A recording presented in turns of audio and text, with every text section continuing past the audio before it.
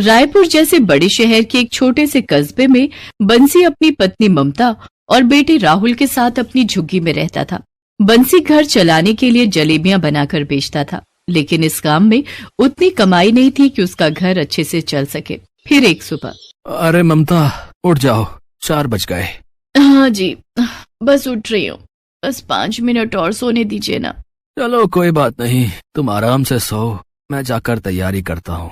उठ तो रही हो, क्यों भगत सिंह बने जा रहे हो? मेरे हाथ की चाय पिए बगैर तो आप बिस्तर से भी नहीं उठते और कहते हैं कि सारी तैयारी खुद ही कर लेंगे। ममता और बंसी एक दूसरे से बहुत प्यार करते थे। बंसी दिन भर मेहनत करता और ममता घर और अपने बेटे राहुल को संभालती। इनकी छोटी सी झुग्गी में भले ही जगह कम थी, लेकिन इन दोनों का दिल बहुत बड़ा था। एक वक्त था जब बंसी के पिता हरिलाल की बस स्टैंड पर अपनी बड़ी दुकान हुआ करती थी। हरिलाल उसूलों के बड़े पक्के थे। चाहे जलेबी 5 से 10 रुपए महंगी बेचनी पड़े, लेकिन वो कभी भी माल की क्वालिटी से समझौता नहीं करते थे। जबकि इलाके के दूसरे हलवाई खराब और सस्ते सामान से जलेबी बनाकर सस्ते दाम पर ग्राहकों को बेच दिया करते थे, और ऐसा करते हुए वो सब के सब अमीर होते गए, जबकि हरिलाल का काम चौपट होता गया। पहले दुकान गई, फिर एक दिन हरिलाल खुद ही चले गए। बंसी ने अपने पिता के काम को आगे बढ़ाया, लेकिन वो कभी खुद आगे नहीं बढ़ पाया। अच्छा सुनो ममता, देखो मैंने सारा सामान रख लिया है, प्लेटें, चूल्हा, तेल, कपड़ा, पानी, कुछ भूल तो नहीं रहा ना? अरे बंसी महाराज, जलेबी क्या हथेली पर बनाओगे? ओ अच्छा, कढ़ाई तो भूल ही गया। सच में ममता, अगर तुम ना होती तो ये ठेला भी बिक जाता मेरा। जब ममता की शादी बंसी से हुई थी, तब उनके पिता हरिलाल ईमानदारी से अपनी दुकान बचाने में लगे थे। हरिलाल के कई दोस्तों ने उन्हें समझाया कि वो भी बाकी जलेबी वालों की तरह जलेबियों के दाम कुछ कम कर लें, लेकिन हरिलाल हमेशा यही कहते थे कि उन्हें अपने कारीगरों को पैसा देना होता है, और कुछ भी हो जाए, लेकिन वो जलेबी में कभी कोई मिलावट नहीं करेंगे। हरिलाल की यही ईमानदारी उन पर भारी पड़ गई। हरिलाल सभी की सेहत का ख्याल करते रह गए और लोग उन्हें लालची और बेईमान समझते रहे। घर चलाने के लिए दुकान बेचनी पड़ी और वो बंसी के लिए छोड़ गए एक ठेला और जलेबी बनाने का हुनर। अरे शंभू, कैसे हो भाई? बस भैया, राम राम। राम राम। पता है आज क्या हुआ? मैंने ठेले पर सारा सामान रखा और कढ़ाई रखना ही भूल गया। अच्छा, इतनी जल्दी बुढ़ापा आ गया क्या है? हाँ, लगता तो ऐसा ही है।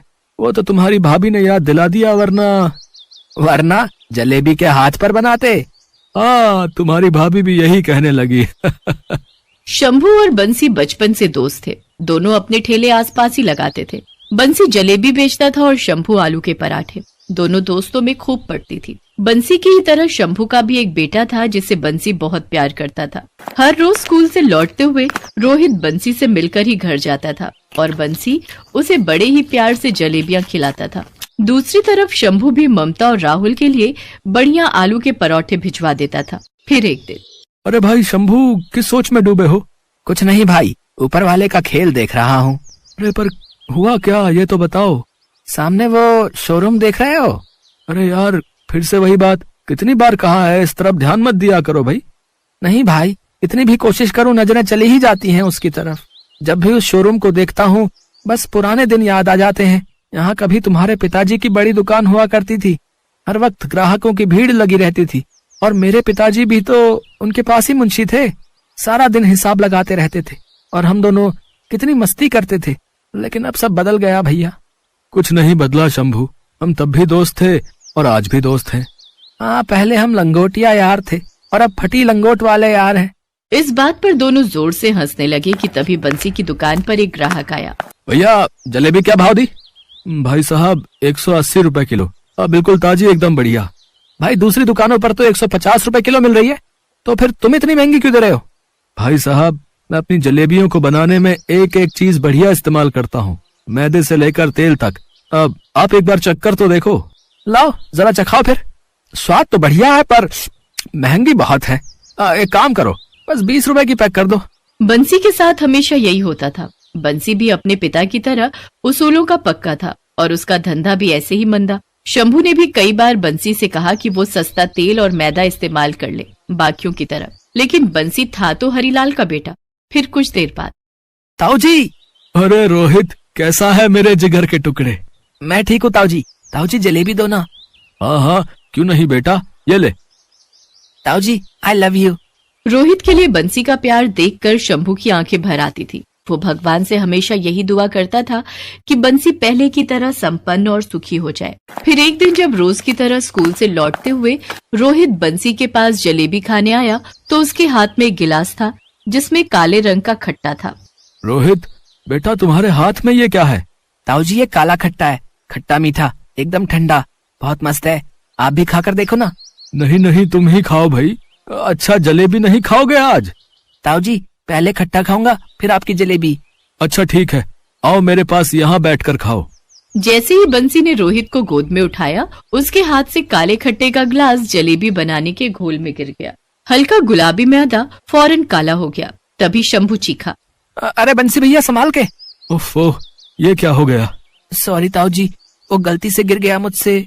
इधर आ तू, इधर आ, अभी बताता हूँ तुझे। जाने दो शंभू, क्या कर रहे हो? बच्चा है, कोई बात नहीं। रोहित तुम घर जाओ। लेकिन भैया ये तो सारा का सारा घोल ही खराब हो गया। तो क्या हो गया बंसी? तुम तो ऐसे चिंता कर रहे हो जैसे सारे लोग मेरे ही ठेले पर टूट पड़ने वाले हैं। पर भैया नुकसान तो हो गया ना। ताऊ जी मुझे माफ कर दो।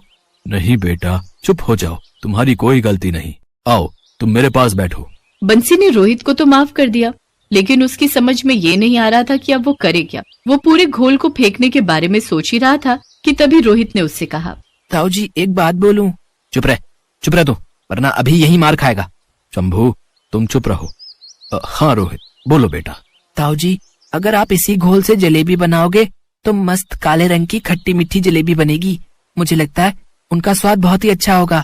रोहित की बात सुनकर शंभू को गुस्सा आ गया और वो चीखते हुए बोला, ओए तू भाग यहाँ से, वरना अभी मार मार कर तेरा पराठा बना दूंगा। रोहित मार के डर से वहाँ से भाग गया, लेकिन बंसी अब भी रोहित की कही बात के बारे में ही सोच रहा था। क्या सोच रहे हो भैया? वैसे रोहित ने अच्छा आइडिया दिया है, ऐसा करके देखें क्या? ओहो भैया, आप भी कहाँ उस बुद्धू की बातों में आ रहे हैं। जलेबियां भी कभी काली होती हैं क्या? इस घोल को वैसे भी फेंकना ही है, तो क्यों ना एक बार कोशिश करके देख ही ली जाए।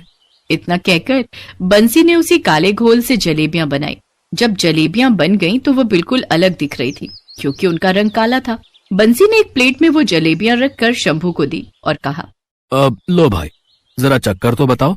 भैया आइडिया तो सही दे गया लड़का, सच में कमाल हो गया। क्या मजेदार जलेबी बनी है, पहले खट्टा खट्टा और फिर पूरा मुंह मीठा हो गया। लो लो ना, तुम भी खा के देखो। शंभू के कहने पर बंसी ने जलेबी चखी और उसकी आंख में आंसू आ गए। वाकई उन काली जलेबियों का स्वाद बहुत अलग और बढ़िया था। तभी एक ग्राहक बंसी के ठेले पर आया। अरे ये जलेबी जल गई है क्या? जली नहीं है भैया, जलेबी स्पेशल है, काली जलेबी रायपुर वाली। अच्छा तो लाओ चखाओ तो जरा। ये लीजिए। अरे बाप रे, गर्दा उड़ा दिए रे दद्दा, कसम से ऐसी अनोखी जलेबी पहले कभी नहीं खाई। क्या हिसाब दी वैसे? 180 रुपए किलो। अच्छा तो भैया जितनी बना सको उतनी बना कर दे दो। घर पर दिल्ली से मेहमान आए हैं, रायपुर की स्पेशल काली जलेबी खाएंगे तो हमेशा याद रखेंगे। ग्राहक की बात सुनकर शंभू और बंसी के चेहरे पर मुस्कान आ गई। दोनों ने मिलकर ढेर सारी जलेबियां बनाई। धीरे धीरे बंसी की ये अनोखी काली जलेबियां दूर दूर तक मशहूर हो गईं और मिठाई के तौर पर लोगों की पहली पसंद भी बन गई। लेकिन फिर भी बंसी ने अपनी जलेबियों के दाम नहीं बढ़ाए, क्योंकि भले ही अब उसका धंधा बढ़िया चल रहा था, लेकिन था तो वो अब भी अपने उसूलों का पक्का ही। Best buddies. Hello friends, thanks for watching this video. अगर आपको ये वीडियो पसंद आया है तो प्लीज लाइक, सब्सक्राइब, कमेंट्स करें इस वीडियो पर, और हाँ, शेयर करना भी ना भूलें। और भी मजेदार वीडियो देखने के लिए नीचे दिए गए बेल आइकॉन को दबाएं। देखते रहिए बेस्ट बडीज।